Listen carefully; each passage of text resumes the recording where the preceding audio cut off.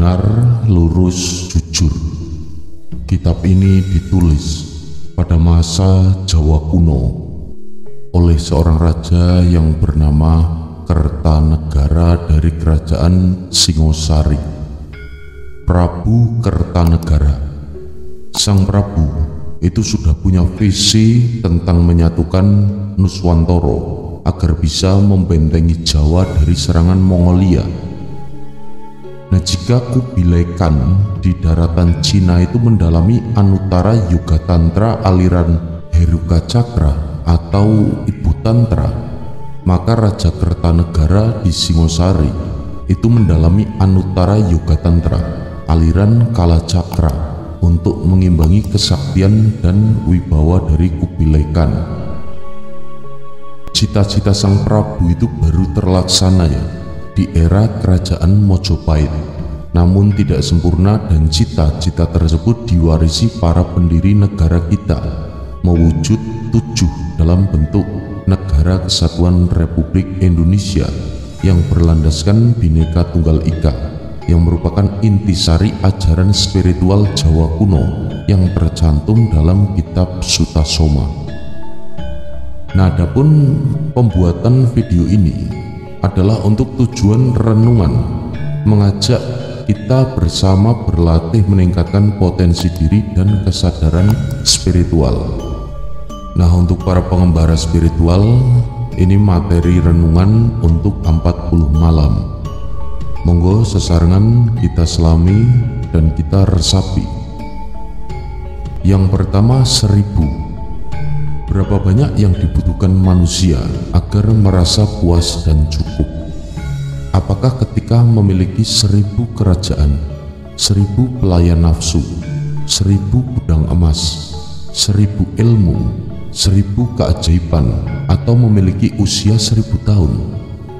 Jika menuruti keinginan, tidak akan ada akhirnya.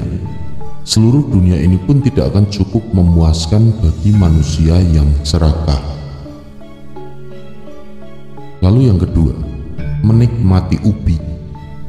Ubi dari kebun yang masih mentah tidak bisa dimakan langsung, harus dicuci lalu dibakar. Setelah matang dan empuk baru bisa dimakan. Ubi dari kebun adalah perumpamaan pengetahuan yang masih mentah. Agar bisa dicerna oleh pikiranmu, harus diolah terlebih dahulu. Lalu yang ketiga, menjernihkan pikiran. Pagi hari duduk di bawah pepohonan, mendengar kicau burung, suara air mengalir, melihat tumbuhan yang hijau segar, bunga yang beraneka warna di daerah yang sejuk saat kabut memudar akibat matahari. Itu semua bisa membantu pikiran untuk menjadi jernih. Lalu yang keempat, daun yang menguning. Daun yang menguning segera rontok dan jatuh ke tanah. Begitu pula manusia yang akan meninggal, tanda-tandanya sudah jelas. Energi kehidupannya sudah tidak mengalir, tangkainya sudah rapuh, tinggal menunggu sapuan angin lembut. Daun itu pun lepas meninggalkan ranting pohonnya. Lalu yang kelima, terpusat. Jika ingin terhubung dengan sumber kehidupan di jagat semesta raya ini, seluruh daya yang mampu kamu miliki harus dijadikan satu dan diarahkan terpusat antara pikiran, tubuh, panca indera, perasaan, kehendak, dan doa yang dilantunkan. Semua harus terhubung. Dengan demikian energimu tidak sia-sia, langsung mengarah ke atas, naik menuju ke langit. Lalu yang keenam, membangun candi. Sebongkah batu cadas di tanah kosong tidak akan berguna, namun jika ditambah 1000 bongkah batu cadas yang lain dan bertemu dengan pembuat candi serta kehendak membangun, dalam waktu yang sudah ditetapkan akan terwujudlah candi yang indah, dan orang tidak lagi menyebutnya susunan batu cadas, akan tetapi bangunan suci. Itulah perumpamaan manusia keras kepala yang dikumpulkan dan dikelola oleh guru-guru spiritual dalam sebuah pertapaan dan dihaluskan wataknya. Lalu yang ketujuh, manusia yang memprotes kehidupan. Rumput senang menjadi makanan kambing, kambing menjadi makanan manusia. Jika binatang dan tumbuhan tidak mengeluh dijadikan objek kesenangan manusia, kenapa ada manusia yang protes ketika mendapat penderitaan dalam hidup? Semua yang hidup sudah mendapatkan jatahnya masing-masing. Lalu yang ke-8, sang pengamat suara di dalam dirimu. Itu suara elang, suara bangau, suara ayam, suara harimau. Begitu jelas perbedaannya bagi manusia yang mau mengamati. Itu adalah suara ketulusan, suara kegembiraan, suara kesedihan, suara dusta, suara kelicikan, suara kecerdasan, suara kebodohan, suara kebijaksanaan. Sang pengamat suara di dalam dirimu bisa membedakannya dengan jelas. Dengarkanlah pendapatnya. Lalu yang ke-9, menyalahkan debu dan lupa membersihkan diri. Orang yang berbuat mencuri dan kejahatan lainnya karena pengaruh teman kerja dan menyalahkan lingkungan, tapi dia tidak berusaha membersihkan diri, adalah seperti orang yang setelah seharian beraktivitas tubuhnya kotor, lalu pulang ke rumah menjelaskan kepada keluarganya bahwa dia diterpa debu, terpeleset ke sawah dan dilempar kotoran kuda oleh anak nakal. Tapi sampai malam dan mau tidur belum juga membersihkan diri, tapi terus menyalahkan keadaan. Lalu yang ke-10, patung atau penari. Bertahan pada suatu posisi sungguh melelahkan. Oleh karenanya hidup harus memiliki gerak yang berkelanjutan agar bisa bertahan dalam hidup. Jangan berhenti pada suatu posisi atau keadaan seperti patung, tapi teruskanlah bergerak dan irama musik kehidupan seperti penari. Sampai waktu pertunjukan berakhir, barulah kamu boleh berhenti. Lalu yang ke-11, pemimpin besar seperti gunung yang indah. Memandangi kehidupan pemimpin besar dari jauh seperti memandangi gunung yang indah, membuat hati kagum dan senang. Namun ketika gunung didekati, orang baru sadar di sana terdiri atas hutan rimba yang ganas, jurang yang dalam, bukit bebatuan yang terjal, air terjun dan semak belukar serta kabut yang tebal. Penilaian kita akan segera berubah. Lalu yang ke-12, mencari embun di siang hari. Orang yang berharap mendapatkan pekerjaan atau keuntungan tapi tidak pernah melakukan persiapan dan memperhitungkan waktu adalah seperti orang yang mencari embun di siang hari. Dia tidak akan pernah menemukannya. Lalu selanjutnya, yang ke-13, meminta air minum orang lain. Murid-murid spiritual yang tidak mau belajar mandiri dan hanya bergantung pada gurunya adalah seperti sekelompok pendaki gunung yang tidak membawa air minum, dan ketika mereka haus selalu meminta air kepada pemimpin kelompok. Sampai kapan gurunya akan terus hidup? Lalu yang ke-14, memegangi bejana. Murid yang membanggakan nama perguruannya tapi tidak belajar adalah seperti orang yang mencari air tapi hanya memegangi bejana di pinggir pancuran, tidak berusaha mengisi air ke dalam bejana sebagai bekal air minumnya.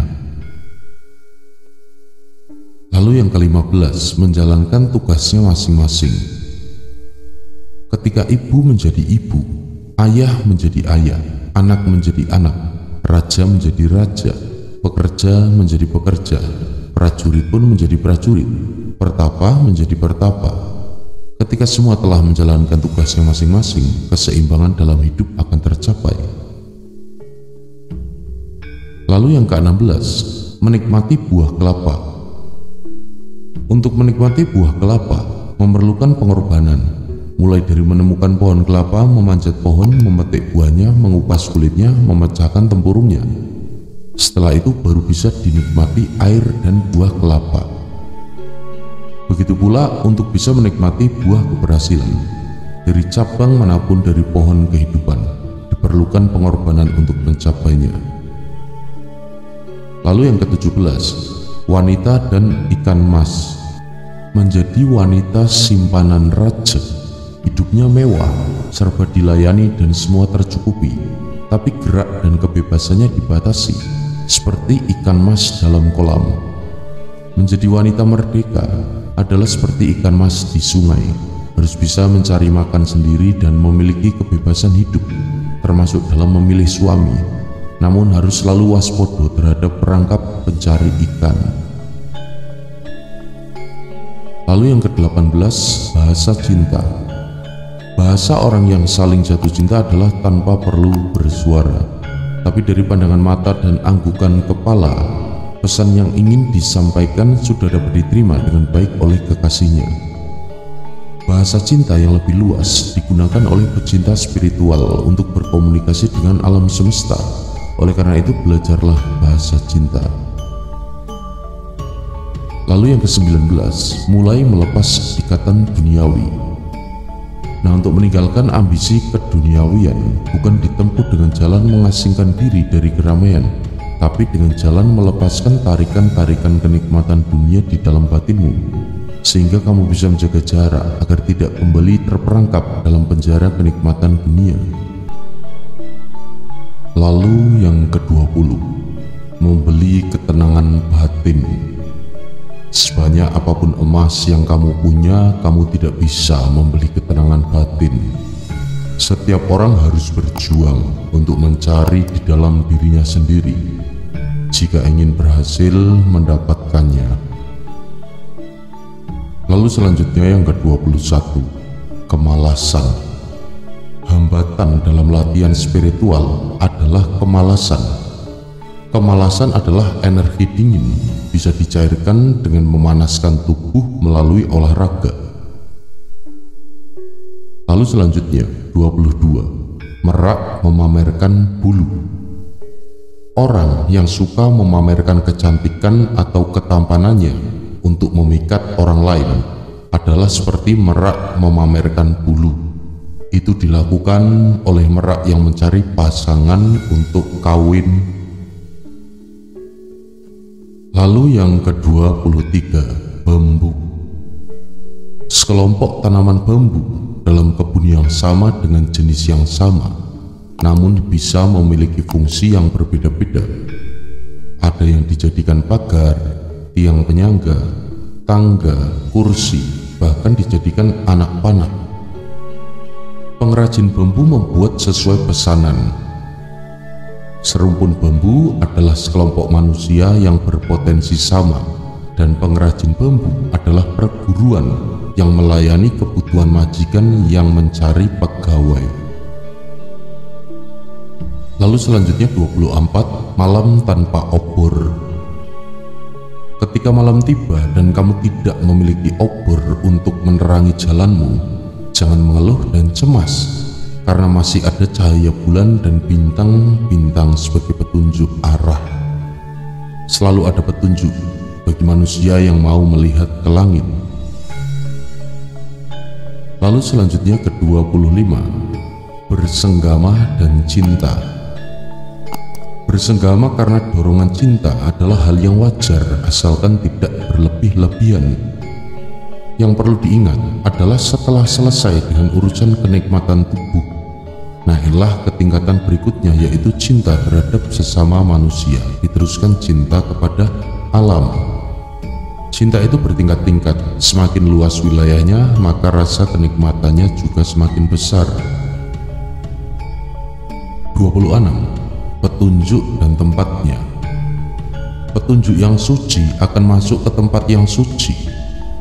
Orang yang menjaga kesucian batin akan mudah menangkap petunjuk dari Sang Maha Pencipta. Lalu 27, kecepatan dan tujuan. Siapa melangkah ke utara akan sampai ke utara. Siapa melangkah ke selatan akan sampai ke selatan. Manusia yang berjalan dan berlari, kecepatannya berbeda. Siapa yang memiliki kecepatan lebih tinggi, dialah yang sampai lebih dulu di tempat tujuan. 28, keterbatasan. Lihatlah elang yang perkasa, terbang menjelajah menguasai angkasa. Sehebat apapun elang, dia tidak bisa menyelam seperti ikan atau menembus tanah seperti tikus. Setiap makhluk punya kelebihan dan keterbatasan. Begitu pula dengan manusia, masing-masing punya bakat yang berbeda. Itu menjadi pelajaran bagi manusia yang mau berpikir. Lalu 29. Kucing dan bebek. Orang yang menderita karena menghadapi masalah adalah seperti kucing tercebur ke sungai. Orang yang bergembira karena bertemu masalah adalah seperti bebek yang tercebur ke sungai. Lalu dirimu dalam posisi kucing atau bebek? Lalu yang ke-30, waktu kematian. Siapapun yang mempelajari gerak perputaran roda kehidupan akan mengetahui waktu kematiannya, sehingga bisa bersiap-siap mengumpulkan bekal. Lalu 31, penderitaan dan kebahagiaan. Siapa yang bermain api akan terbakar, siapa yang bermain air akan basah. Manusia menjalani penderitaan dan kebahagiaan itu disebabkan perilakunya sendiri. Oleh karena itu, berhati-hatilah dalam melangkah. 32. Bekal kekuatan. Manusia itu diberi bekal kekuatan, namun sedikit yang mau melatih kekuatan yang dimiliki hingga menjadi sempurna. Semua masalah bisa dihadapi dengan ilmu tridaya manunggal, yaitu perpaduan kekuatan fisik, kecerdasan pikiran, dan kepekaan batin. Beruntunglah bagi yang menguasainya. Lalu 33. Hilangnya kedamaian batin. Hilangnya kedamaian batin itu disebabkan oleh perbuatan tercela. Oleh karena itu, jangan bertindak menyakiti orang lain. Lalu 34. Ilmu tentang air. Air lautan, air terjun, air kelapa, air susu, air tua, air hujan, semua air memiliki kekuatan untuk kebutuhan manusia. Manusia yang mengerti tidak salah memilih air yang tepat untuk kebutuhannya. Maka dari itu harus belajar ilmu tentang air. Lalu yang ke-35, Brahmana. Brahmana yang sudah mumpuni seringkali menyamar sebagai orang sudra. Lalu yang terakhir, 36, membuka dan menutup. Membuka ilmu menggunakan kunci, menutup ilmu menggunakan gembok. Manusia yang menguasai ilmu sampai tataran sempurna bisa membuka dan menutup ilmu dengan kehendak batinnya.